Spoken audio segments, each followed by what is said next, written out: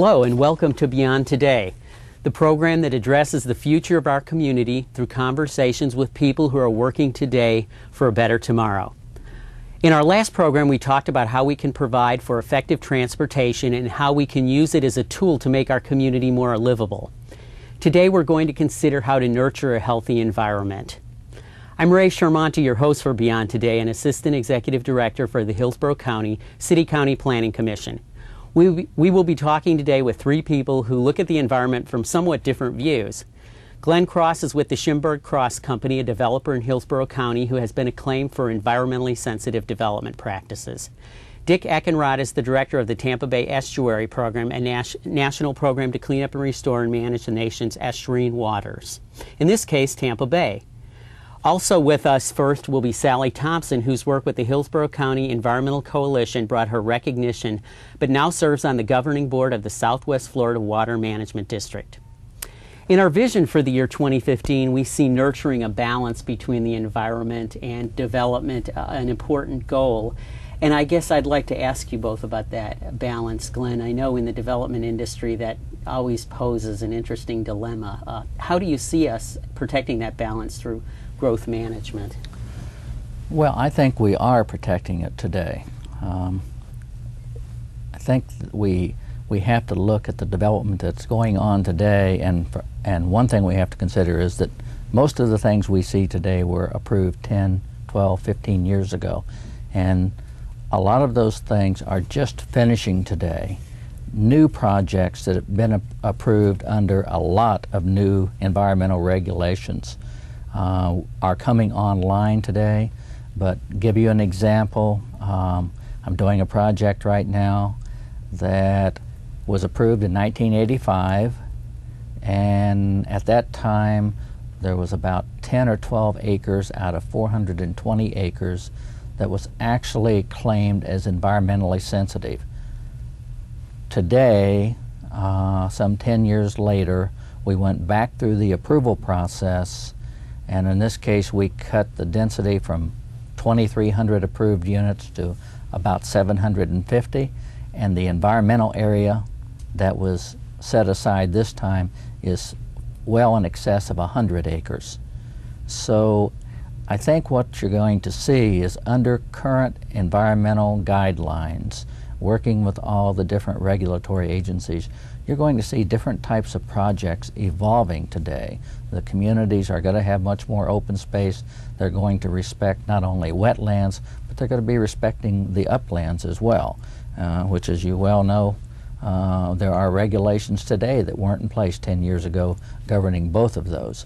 So I think we're seeing it today, and I think you'll see it even more as the new projects come online over the next few years. I think an important point that you bring out is many people don't realize the time lag between when a development's first conceived, and much of what you're seeing today was something that may have been planned 5, 10 years ago. And as our regulations get better, and the future development will get better also and more environmentally sensitive. Sally, I know you come from a water perspective. How do you see water as an issue with this balance of growth management and protecting the environment? Well, that's the one challenge that we come up with, and going back to Glenn talking about developments that were planned years ago, in trying to plan ahead for the use of water. 10 years ago, 15 years ago, a lot of the I wouldn't call them discoveries, but a lot of the things that we know now, we didn't know then.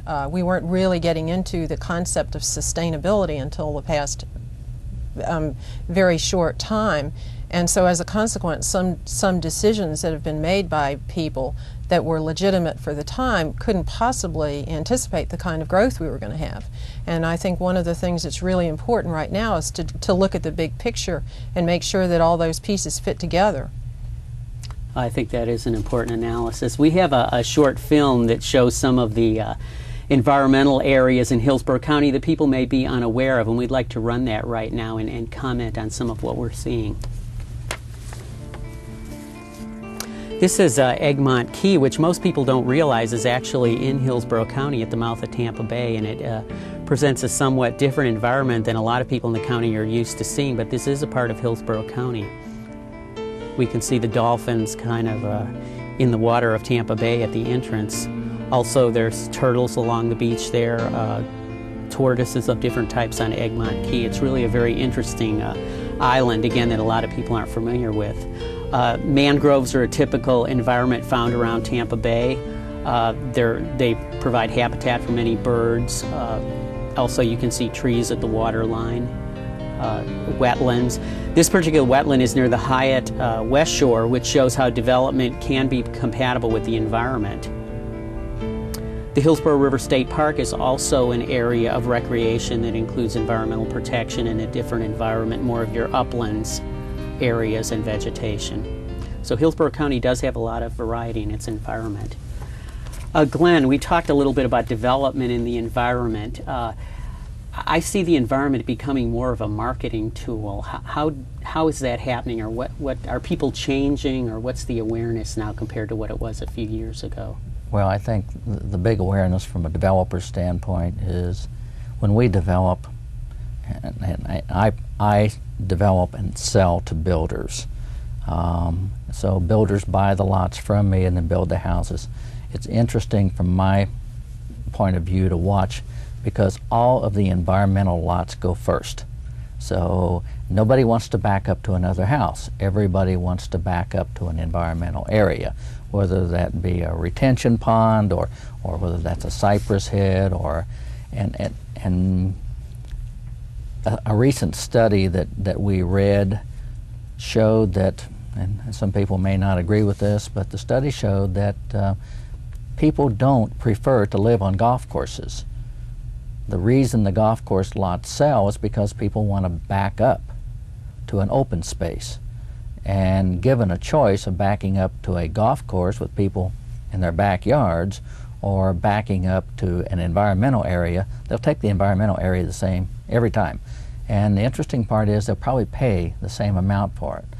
So from a developer standpoint, it's just good business to create all of the environmental lots or the open space lots that they can create, because the truth is a project that had absolutely no lots backing up to one another and had all environmental lots would just sell out overnight, because that's what people are really looking for. So bottom line is, from a developer standpoint, it's good business. I think what Glenn is saying is very important. I've been involved in land acquisition programs both locally through our local environmental lands acquisition program, and then also as a governing board member of SWIFMUD with the Preservation 2000 Save Our Rivers program.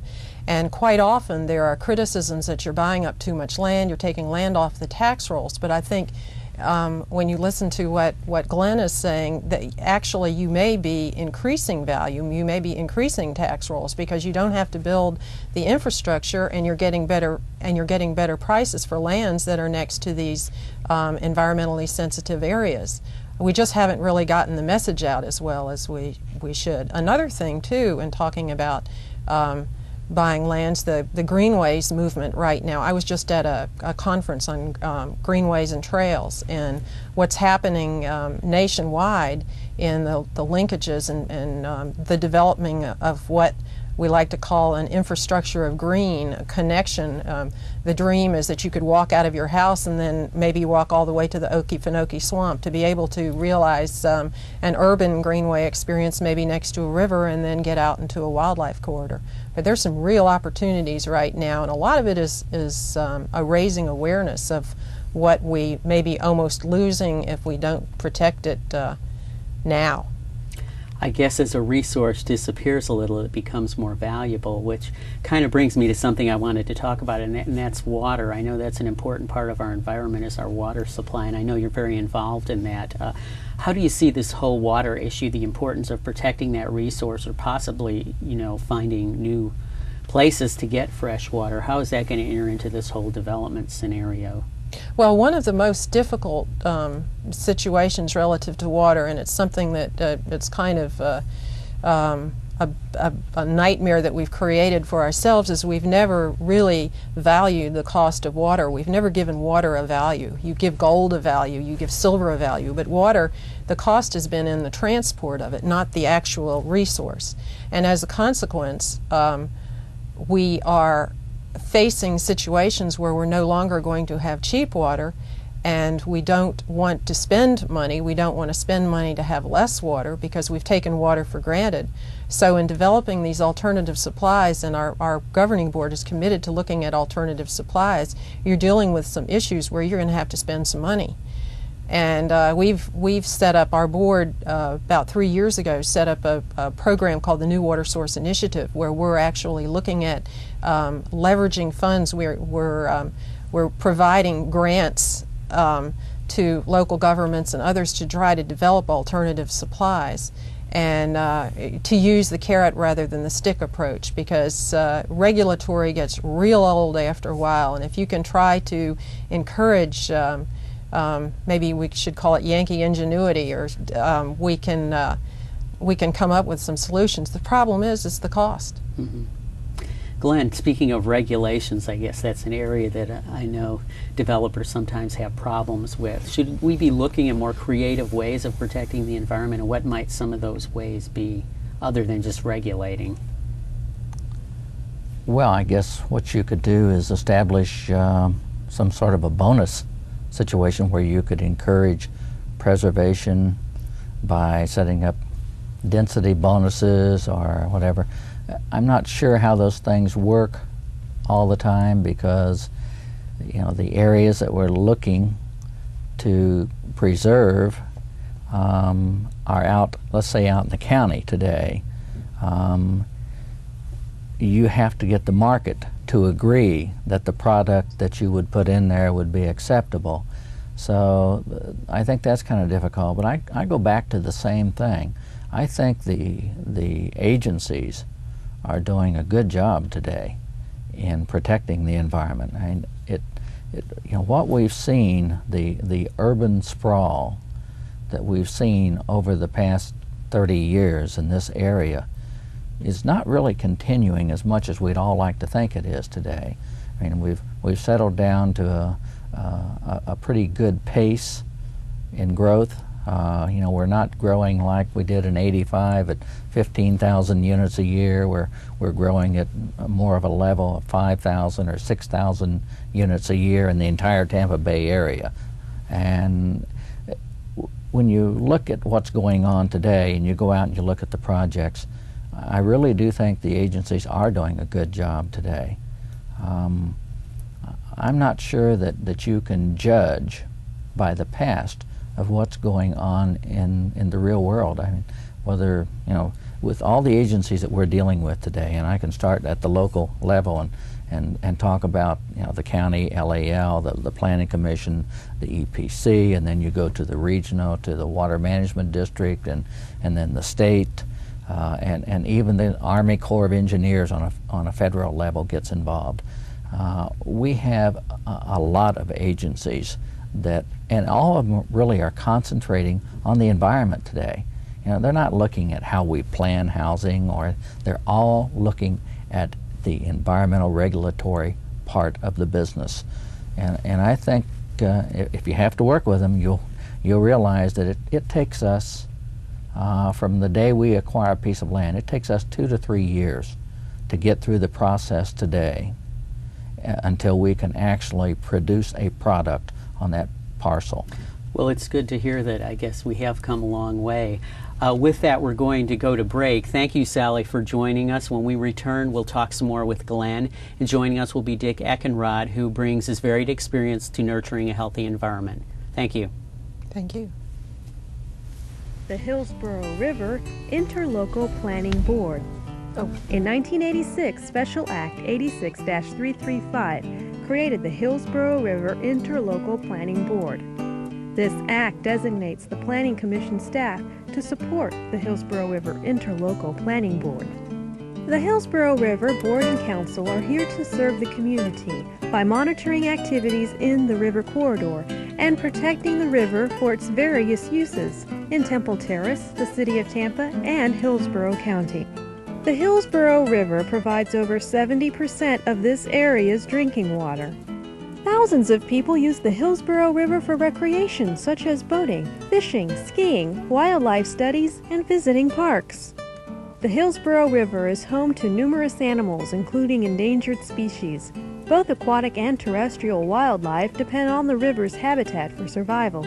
The Hillsborough River Interlocal Planning Board is dedicated to preserving our water supply, to protecting our wildlife and its habitat, to assuring the river is a safe recreational area. All meetings of the River Board and Council are open to the public. Individuals and groups interested in the river or wishing to help in a project are encouraged to contact the Board and Council at 272-5940. For more information, call the Planning Commission at 272-5940 and ask for Mr. River, or write to the Planning Commission, County Center, Floor 18, P.O. Box 1110, Tampa, Florida 33601. Oh, we're definitely helping to clean up the environment. I feel good, I did something today to help out somebody else. The more we protect the environment, the better place the world will be. I can't believe I get paid for this.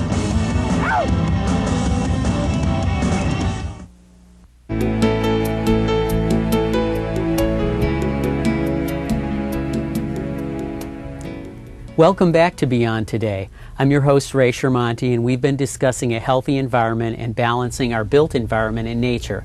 I'm here again with Glenn Cross. Joining us is Dick Eckenrod, who works with Tampa Bay issues, and we're going to have some questions for him regarding Tampa Bay and its place in really our environment. Dick, thank you for being here with us today. I'd like to talk about the impact of development on Tampa Bay. What has occurred over the last 20 years? I understand there's been some changes maybe for the good, we can hope. Well, there has indeed, Ray. Tampa Bay really took a hit by unbridled development back in the 1950s when this area really started to grow, and we lost many of our important resources, or large percentages of our mangroves and grass beds, and the water quality really took a nosedive. However, beginning in about the late 1970s and on into the 80s and into the 90s now, Tampa Bay has staged a rather remarkable recovery. We're beginning to see water quality improve, and in fact it has been on an improving trend for the last 10 or 15 years. Coupled with that, we're seeing a rebound of seagrass beds, that vital underwater habitat, thousands of more acres of seagrasses over the last 10 to 15 years. And other signs of environmental improvement are taking place all around us. So it's a very encouraging picture. Well, that's great. I'm glad to hear that. One of the questions I had about Tampa Bay, it's called an estuary, and I guess a lot of people might not understand exactly what that means. Yeah, what is an estuary? That's a mouthful, I know. And an estuary is simply that locale, typically a partly enclosed body of water along the coast, where freshwater runoff from the land mixes with salt water from the sea to create a very unique and a very highly productive ecosystem. Tampa Bay is our largest open water estuary along the in Florida waters, and supports a very diverse array of organisms, and in great abundance in some cases. Glenn, I know you don't typically build along the bay or the salt water, but your building probably interacts with wetlands a little. How has that changed in the last 10 years, the way development occurs and regarding wetlands that are found in our natural community? Well, I don't build, but very few people develop today right next to the Tampa Bay, for instance. But I think we do all develop in areas that can affect Tampa Bay in its own way. For instance, we're involved in a project called Fishhawk Ranch, which is a very large project. That project has 2 streams running through it that are tributaries of the Alafai River, which runs directly into Tampa Bay. And at the very beginning of the process, 10 years ago, when we acquired the land and started what's called the DRI, the Development Regional Impact process, one of the first things we did was start testing water quality of the streams. And one of the things that our DRI calls for is that we not change the quality of the water that's running through that area, so that we don't deteriorate the quality of the water going into the Alafai and then into the bay. So that's one of the regulations that we're living with today, is that when water comes onto our properties, when it runs off, we can't change the quality of it. We have to do whatever it takes in the way of retention areas, etc. And of course, wetlands, as we all know, are protected through all of the agencies that we talked about earlier. I think it's important that you tie development in upland areas that might not be close to Tampa Bay to the quality of the bay, because I don't think most people realize that that does affect it in the long run. Well, I'd like to say that I also live in a community on the Alafai, very close to the mouth of Tampa Bay, and I moved there 10 years ago. And 10 years ago, the quality of the river was not very good. And for instance, only in the last 2 or 3 years have we actually seen a porpoise swimming in the river, upriver where we live. We see the rays. We're seeing a lot of the life that we did not see 10 years ago. We're seeing that coming up the river now. And so I think Dick and all the people, you know, whatever's going on here from a resident standpoint, as somebody who lives there, it's good. That's great to hear something positive is happening. When we talk about regulations for Tampa Bay, I guess, are there areas that you feel we probably haven't addressed good enough yet, or are we kind of on an automatic pilot and things will just keep getting better without doing anything different? Ray, at the beginning of our program, which was about 5 years ago, we surveyed many of the resource managers in the Bay Area working with agencies at all levels to ask them what is right and what is wrong about the way Tampa Bay is managed, including its regulations. And what we heard consistently from that group was, for the most part, we have enough environmental regulations. The problem is they're not being applied correctly, or the compliance monitoring that goes along with those regulations and the follow-up enforcement is just not there. That was 5 years ago. There are some things that have changed since then. But the record over the last 10 years, let's say in wetland mitigation or construction of stormwater retention facilities, has really been poor. There just hasn't been the follow-through that has been reflected in the permits. Too much going in on the permitting end, not enough effort on the compliance monitoring and enforcement. Now, with the adoption of the new ERP process, the Environmental Resource Permit, which kind of combines wetlands and stormwater permitting under a single permit now, I know the Water Management District and DEP, which will be implementing certain parts of that, have made a strong commitment to try to correct that compliance monitoring and enforcement shortfall of past years. You've talked a lot, I guess, about new regulations that might affect new development. But how much of a serious problem is existing development that was developed back in the 50s? Can the Bay come back from that without changing that development, do you think? Or do we have to do something extra to address the existing areas that are causing pollution problems? Well, we can certainly look at the record of the last 15 years with most of that existing development in place and see that in spite of that, the Bay has been able to stage a recovery. And part of that's attributable to the regulation on new development, as well as cleaning up some of our past sins, cleaning up sewage treatment plants, for example, and other things. However, most of us believe there's still some important gains that can be made by selectively retrofitting some of these older developments with newer technology, if you will, to treat stormwater runoff. And we, in our program, are placing a particular emphasis on using rehabilitation of stormwater management systems as a way of cleaning up toxic contaminants which have been identified in certain hotspots in the Bay. So there's a place for treating that old development, but to say that we need to do a blanket retrofit of the entire watershed is not realistic. There's not enough money in Hillsborough County or in Florida and all the world to put it back the way it was. And right now the quality, I guess, is still improving without doing that complete retrofit. Well, we're still we're certainly on an improving trend as far as seagrass is concerned. We're at a stage, our work over the last 5 years has indicated to us that if we can just hold the line, that does not allow any backsliding or degradation with regard to nutrient inputs to the Bay, and particularly nitrogen, that if we can just stay where we're at without backsliding, we can probably reach our seagrass recovery target of an additional 12,000 acres of seagrasses in Tampa Bay. Great. Glenn, I wanted to talk a little bit about your new development, Fishhawk. I know you've used some features that would appear to be somewhat environmentally friendly. Can you tell us about some of those concepts that's been incorporated in that development? Well, in the first phase that we're developing, which is an area called Fishhawk Trails, That's a very low density area where we will end up with about 423 lots on 455 acres. So that's low density. That has allowed us to preserve a lot of trees. The balance of the project will be planned, is being planned in such a way to use those areas that are open today and don't have tree cover to cluster and in turn try to preserve as many of the wooded areas as possible. The original DRI master plan called for a golf course. At this point, we're not looking to do a golf course in there. We're looking instead to do greenway systems, to take the same amount of open space that a golf course would take up and put that into bike trails, greenway systems. There's a considerable amount of ELAP property in that area.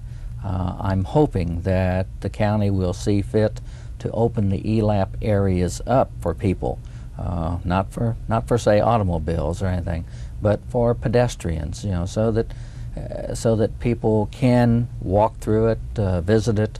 I understand it's for the certain preservation of certain species and so on, but I think for people to better appreciate the ELAP program, they need to be able to visit it and enjoy it as well. So that's, Fishhawk is kind of a private ELAP program, I'd like to say. We're trying to do the same thing that you see done in the way of preservation, in the way of green spaces, etc. And you know, as we said before, we believe that will market very well. Mm-hmm. Just kind of as a final question, as a related item, one thing I noticed in Fishhawk was that there was less emphasis on your traditional all-grassed yard, which I know has been accused of causing chemical problems, which I guess eventually end up in the bay. You have an emphasis on a different kind of yard. We are strongly encouraging our builders to leave all the trees possible, putting in as little grass as possible. We're discouraging the use of, say, St. Augustine grasses, which require a lot of watering. We're encouraging the use of drought-tolerant plants. So yes, we're trying, number one, a water preservation, because it's very high there. It's very hydric. It's lots of oaks, and people maybe not understand, but the elevation of Fishhawk is up around 85 or 90 feet. It has 15, 20 foot of sand. It has very deep water tables. So we have to encourage the use of drought-tolerant plants all the way through in order to conserve the water. So those things all kind of go together. You leave the trees, you don't put a lot of plants, a lot of grass in. Well, hopefully that's an idea that'll catch on with our citizens. I'd like to thank today's guests for talking with us about nurturing a healthy environment. Please join us next month when we'll talk about another of our community's visions, building efficient infrastructure. I'm Ray Sharmonti, and on behalf of the Planning Commission, I want to thank you for thinking beyond today.